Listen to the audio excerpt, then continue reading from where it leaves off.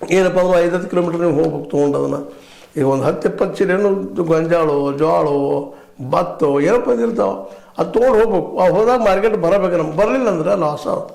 ಆ ಟೈಮ್ಗೆ ಏನಾಗ್ತದೆ, ಮಾರ್ಕೆಟ್ ಡೌನ್ ಆಗಿಬಿಡ್ತದೆ ರೀ. ಮಾರ್ಕೆಟ್ ಡೌನ್ ಆದ್ರೂ ಪಾಪ ಅವ್ರು ಕೊಟ್ಟಷ್ಟೇ ಇವ್ರು ತೊಗೊಂಡಷ್ಟೇ. ಹೀಗಾಗಿ ನಮ್ಮ ರೈತ ಇವತ್ತೇನಿದ್ದಾನಪ್ಪ ಅಂದ್ರೆ ಲಾಸ್ ತರಿದ್ದಾನೆ, ಹಾನಿಯಲ್ಲಿದ್ದಾನೆ. ಇದು ಎಷ್ಟೋ ಸಲ ಚರ್ಚೆ ಮಾಡ್ತಾನೆ ಇದ್ದೀವಿ, ಅದಕ್ಕೆ ಇದಕ್ಕೆ ಇನ್ನು ಯಾರು ಹೇಳ್ಬೇಕು?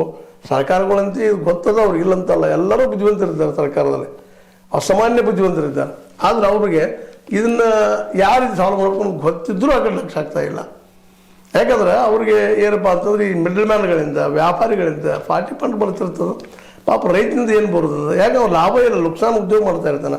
ನಾ ಆರಂಭದಲ್ಲಿ ಹೇಳಿದ್ನಿಲ್ಲ ನಿಮಗೆ, ಎಷ್ಟು ಜನ MSc ಅಗ್ರಿ ಅದವರು, BSc ಅಗ್ರಿ ಅದವರು, BSc ಅಗ್ರಿ ಟೆಕ್ ಅದವರು, ಮಾರ್ಕೆಟ್ ಅದವರು, ಏನದವರು ಆ ಮಾರ್ಕೆಟ್ ಹೋಗಿದ್ದಾರೆ ವಿನ ಹೊಲದಲ್ಲಿ ಬಂದು ದುಡಿಯೋದು ಕೆಲಸ ಅವ್ರು ಮಾಡ್ತಾ ಇಲ್ಲ, ಮಾಡಿಲ್ಲ. ಮಾಡೋದು ಭಾಳ ಕಡಿಮೆ, ಎಕ್ಸೆಪ್ಷನ್, ಭಾಳ ರೇರೆಸ್ಟ್ ಆಫ್ ದ ರೇರ್. ಅವರು ಮತ್ತು ಅಧಿಕಾರಿ ಆಗ್ತಾರೆ, ಅಧಿಕಾರಿ ಅಂತ ಹೇಳ್ಕೊಂಡು ಹೋಗ್ತಾರೆ ಅಷ್ಟೇ. ನೀವು ಇದನ್ನು ಹಾಕಿರಿ, ಆ ಬೆಳೆ ಹಾಕಿರಿ, ಈ ಬೆಳೆ ಹಾಕಿರಿ ಹೇಳ್ತಾರೆ.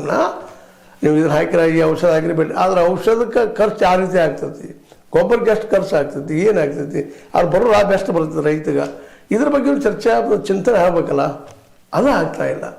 ಹೀಗಾಗಿ ಇವತ್ತು ರೈತ ಪೂರ್ಣ ಪ್ರಮಾಣದಲ್ಲಿ ಲಾಸ್, ಹಾನಿಯಲ್ಲಿದ್ದಾನೆ. ಆದರೆ ಬದುಕಿದ್ದಾನೆ, ಅದು ನೀರಾವರಿ ಭೂಮಿಗೆ ಮಾತ್ರ.